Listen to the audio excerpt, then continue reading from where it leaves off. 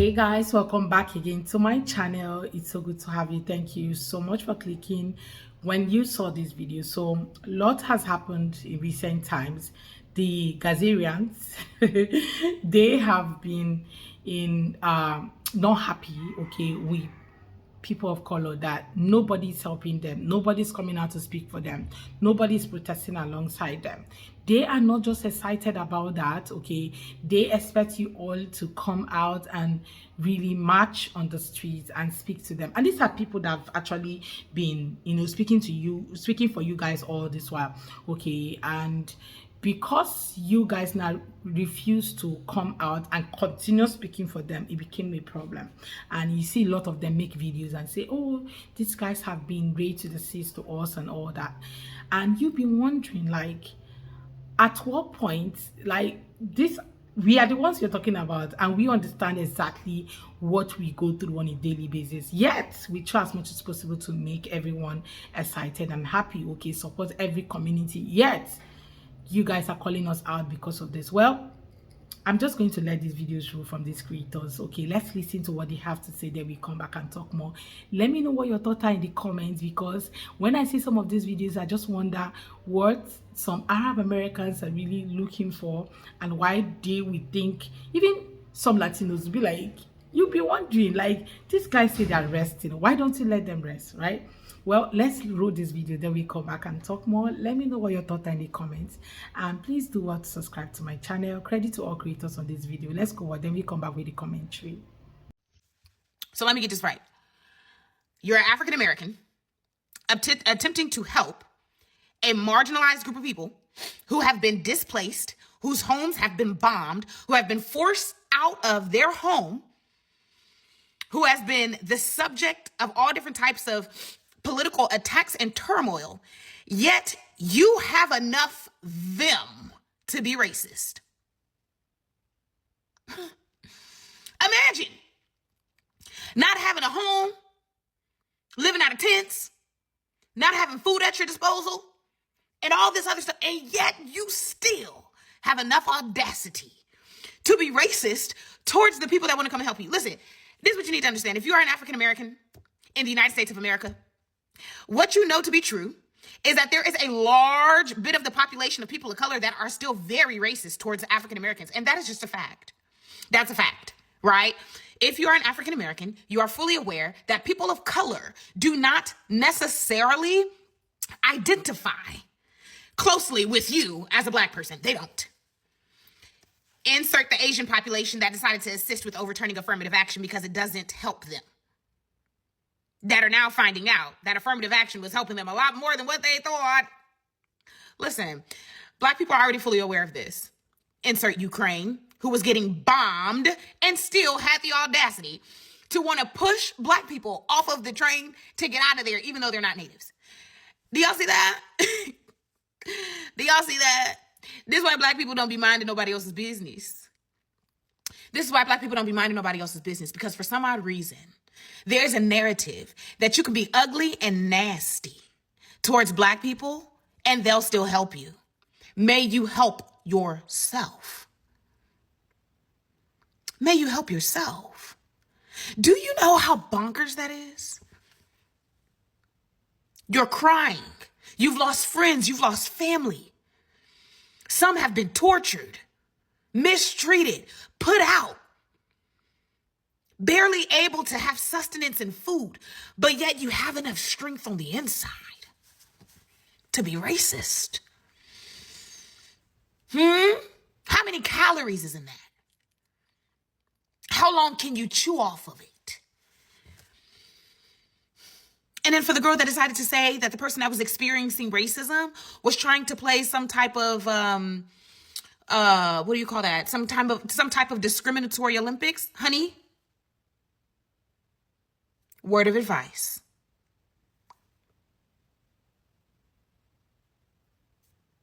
Because let's not talk about the people that like to compare atrocities.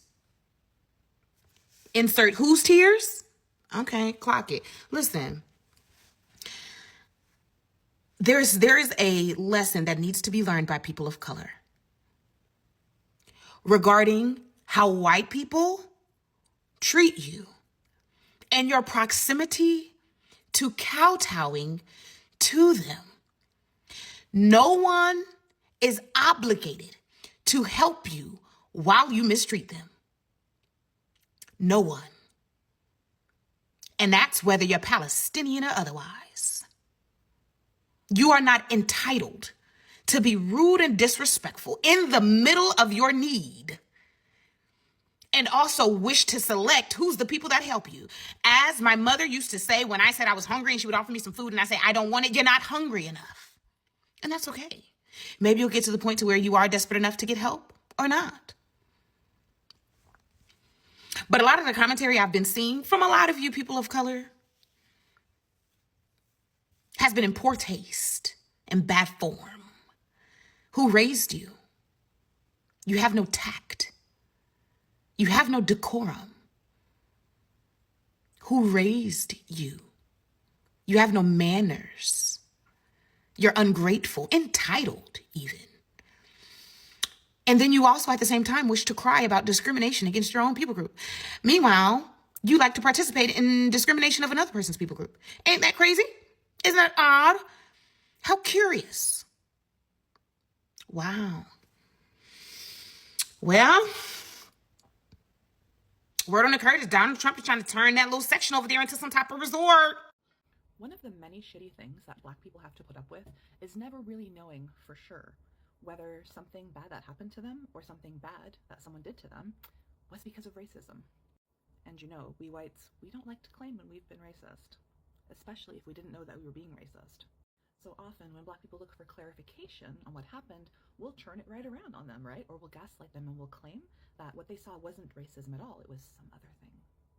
And if you're someone who does not want to be racist, right? If you're someone who is working specifically towards being an anti-racist, it's so important that you don't do this. If you've done a thing that appears racist or felt racist to a Black person or other person of color, or has historic racist undertones that you maybe weren't aware of until they made you aware of it, just own that shit, okay?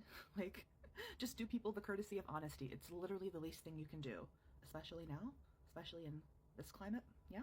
I saw a comment or a post, I don't remember recently, that has sent me spiraling, of someone saying that racism feels like narcissistic abuse. And so I did some research, and it turns out that this is backed by several psychological studies that show that racism, the effects of racism, mirrors the effects of covert narcissistic abuse. And I'm shook, but it makes perfect sense.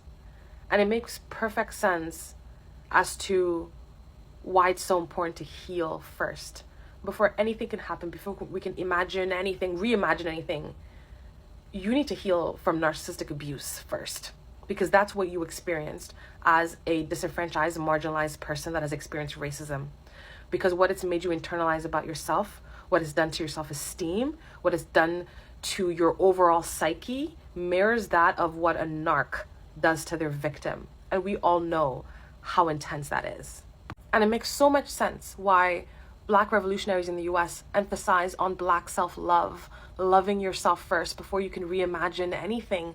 Love yourself, because that was what was taken from you. Because if a small percentage of the world's population is white, and most of it is not white, who is propping up white supremacy? The victims of narc abuse that have come to agree and believe the narcissist vision of the world.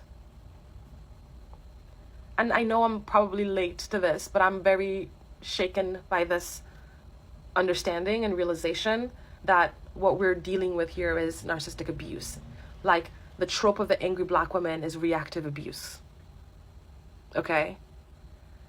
Talking about racism and people saying, well, I don't see color, and you being problematic for being the one that brings it up, when it's like, this is the fabric of our reality. You're the only one that can pretend like it doesn't exist. All to say, if you're a person of color, if you've been marginalized, if you're a Black person, what you're having to heal from, what you probably should be focusing on, is healing from generational narcissistic abuse, where we've all collectively propped up whiteness and devalued everything else. It's sinister. It baffles me when I see people call Black people, rate to desist. These are people who belong solely to the marginalized community. Like, they have always been there. And yet, some people feel that it's okay to say, oh, these guys are, you know, way to the seas towards other communities because they have said it over time. We are not coming out, we are taking care of ourselves first. See, you can only give from a tank that is full, okay?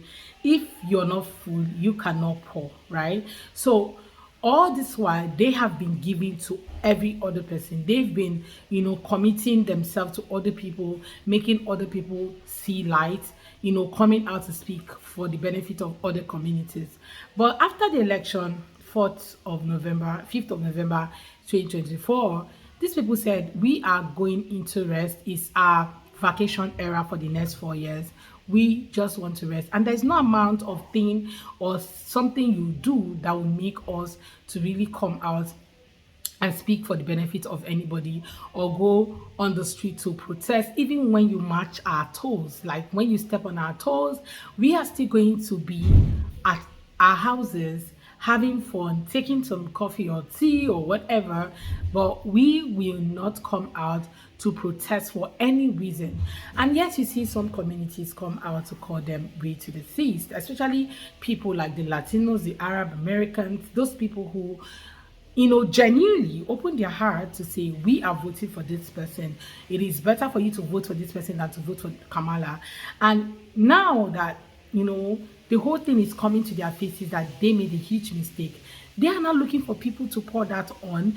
And you've been wondering, like, and why people are also there, you know, accusing these people to also be raised to the seat, because these people, like, they're not even talking to them, they're not answering them, they don't care if you praise them or not, they don't care if you know, drag them or not. What they want is to rest, because you can only give from a full glass. You cannot give something from an empty glass. You can't. Okay, and that's why it's very important for Black people to really understand that resting is very key. It's very important to your life, right? It's very, very important. You need to take time, deep rest, and, you know, bring out time and tell yourself that it is my resting time, and you rest. And this is one thing that our forefathers did not really see. Our parents didn't see need to really rest. Because if they've rested, I don't think some of the things that is currently happening will happen. Okay, because some of them, once they hear anything, because they wanted freedom, they wanted everything, they'll just run out and jump into some kind of fracas with these people. Before you know, they are locked up for years. Okay, because they didn't take out time to tell themselves, we are resting, we are not coming out. No matter how you do it, what happened to them will not happen to us, right? History will not repeat itself, so it's better we rest. And it's very important for you guys to really understand that and stand by it. Do not push yourself beyond your own limits, right? If these people are protesting, hello, well done, okay? I cheer you on, but I cannot stand up from my chair to go protest alongside you, okay? That's one thing that we really need to come together and understand, that resting is important to your life, okay? You cannot give what you don't have. Rest so that you can be fueled for you to tell people, carry on, we behind you. But you know within you that you will not stand up between all of those drama, because you saw the protest happen on April 5th. They went out there and nothing happened. There was no police on the street. There was nothing that happened. Instead, they came back and said it was fun. It was the most friendly, family-friendly protest ever.